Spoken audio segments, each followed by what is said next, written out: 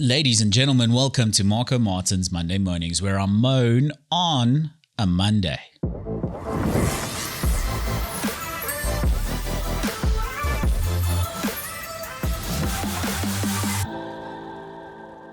Has anybody checked on Britney's dogs? Has anybody gone to check on Britney Spears' dogs? As your business grows, you learn how to become like a little obsessed with delegation, right? It's delegating. Now, I can't go check on Britney's dogs, but I know it's important that someone go and check on her dogs. There was a TikTok video of her dancing with knives a little while ago, and there were two little dogs in the background that looked terrified and lost. And I think that somebody needs to go check on Britney's dogs. Since her father lost that conservatorship, I think there were all these videos on the internet, you know, leave Britney alone, free Britney, all of these things, because her father had some level of conservatorship over her. Then that ended, and then Britney Spears was back on TikTok, and we were all like, were we right to free Britney? Was it the right thing to do? Now we're probably all knocking on her father's door. Listen, sorry, can you take over? Can you come back? Can you do things right again? And he must be over it. He's like, fuck you all. I was doing that thing. You all said I was a horrible monster just after her money. You deal with it now. So now we have to deal with it. We have to go check on her dogs. Someone needs to go and check on Britney's dogs and make sure they're okay. This is a serious concern of mine. It must be so crazy. You must be in such a point in your life for your kids to be with their preferred parent, Kevin Federline. K-Fed, who's like the backup dancer version, like a better looking backup dancer version of Kid Rock. That's who K-Fed is. He is taking care of their kids. How bad do you have to be if K-Fed is looking after your kids? If the court's like, there you go, that's the parent. That's the one that needs to look after these kids. You're in a bad place. And I worry for those dogs. Imagine being K-Fed, you're a backup dancer for Britney Spears, and you land your ass in it. Nobody has landed their ass in the butter to the extent that K-Fed has. Imagine you're a backup dancer for someone, and then you're married, have kids, and she's buying you Ferraris. And then you're in the WWE and you do all of these things, and everyone knows who he is. I know who he is. I don't care about these things, and I know who K-Fed is. That's how much he's landed his ass in the butter. I don't know what K-Fed's doing now, but I bet he still has Ferraris. As a backup dancer, that is like the equivalent of slipping and falling into Scrooge McDuck's vault of gold, right? That swimming pool vault of gold that Scrooge McDuck has. That's K-Fed's life. He slipped, tripped, fell, rolled a little, and landed in Scrooge McDuck's vault. If you were as crazy as Britney Spears and you were marginally wealthy, you were living in a nice house in Cape Town, and you were that wealthy and you were as crazy as Britney Spears, you'd be on the street in a year. You'd burn through that level of money at that level of crazy within a year. That's how fast it would go. And Britney is so extraordinarily rich that she's still living like a rich person. That crazy.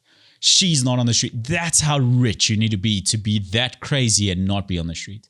You'd be walking around with 7 blankets and a coat and screaming crazy things at stray cats if you were only marginally wealthy and you were that crazy. But Britney's a different level of rich, and K-Fed's got Ferraris.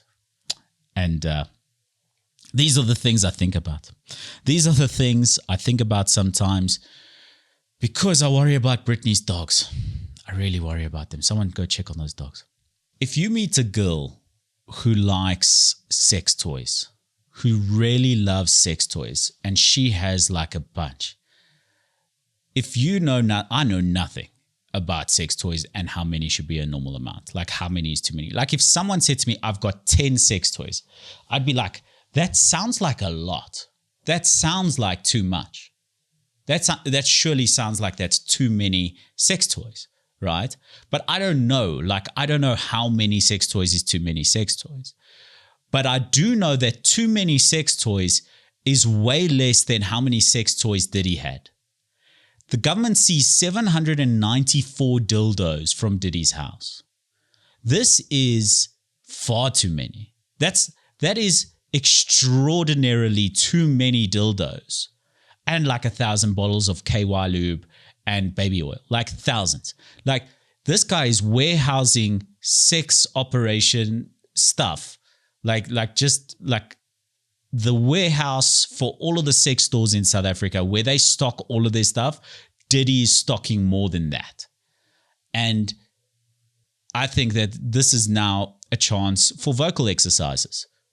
Who did Diddy diddle with those dildos? Who did Diddy diddle with those dildos? Who did Diddy diddle with those dildos? Who did Diddy? Rather than red lorry, yellow lorry, this is the new thing, right? Who did Diddy diddle with those dildos?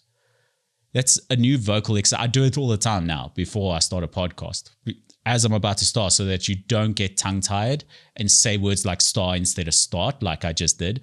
You need to say, who did Diddy diddle with those dildos several times in a row. And then you're okay. Then you're good to go. Then you've cleared the tongue-tiredness. Your lips are nice and loose, and you can get through an entire podcast by saying, who did Diddy diddle with those dildos? And you're on your way. You're A for away. You're absolutely A for away. I was talking about Britney being crazy, although I might be a sociopath. I learned this week that I might have a little bit of crazy in me myself. I might be a bit crazy, and this is why. There's one reason above all else that I understand now that I might be a little bit insane, is that apparently a vast majority of people have a favorite stovetop burner. Now, this is fairly normal. It's like everyone uses a specific stovetop burner regularly. You can see it from like appliance manufacturers and their repairs divisions, whatever they say, that they repair a certain stovetop far more regularly than others, right? So that means vast amounts of use is on one single stovetop. Now that's normal, but now the normal thing is that people use one of the front ones, right? So most people use the front right burner of their stovetop regularly. And that seems gross and weird to me, and it's something that I don't use. I will not use that front right burner. I have to use one of the back ones. And I might be a crazy person because of that. I might be a crazy person. We're all delusional in our own little ways, and I'm delusional to think that the right stovetop burner to use is the back right stovetop burner. If I use the back right stovetop burner, then my day will be okay. If I use any other one, we're in for some problems. We're in for some kitchen dancing with knives with the dogs in the background on TikTok. That's what we're in for. When you're single for a long time, you become super picky about the people you interact with or the people you're prepared to see.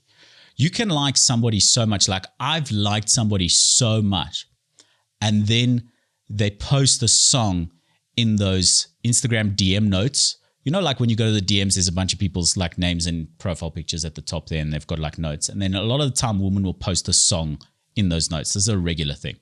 So you'll go there and you'll see a bunch of women's faces and a song that they're playing. And I can like somebody so much now at this point and then be completely off of them based on the song that they put on there. Because I'm not prepared to live my life listening to Lil Uzi Vert. If you put Lil Uzi Vert, I'm not going to date someone who has Lil Uzi Vert in those IGDM notes. I can't do that. Choose better music. You have to choose better music at this point. You become so picky when you're alone for a long time, when you become so independent of your emotional needs and your professional needs and your home comforts and things like this. When you're so independent of those things, you're willing to accept so little, and I'm not willing to accept Lil Uzi Vert. Because the thing is, it takes no talent to make a rap album. I think K-Fed made a rap album. Surely K-Fed made a rap album? I think he did. And it takes no talent to make a rap album. But, oh, Marco, are you saying that rappers aren't talented? Whatever. I'm not saying. I'm saying that they are. I think that it takes zero talent to make a rap album, and it takes all of the talent in the world that's like not even measurable. You can't even measure what makes someone good. It takes all of the talent in the world to make a really good rap album. And that's how Diddy did it. Anyway, I'm Marco Martins. Good luck with the rest of your week.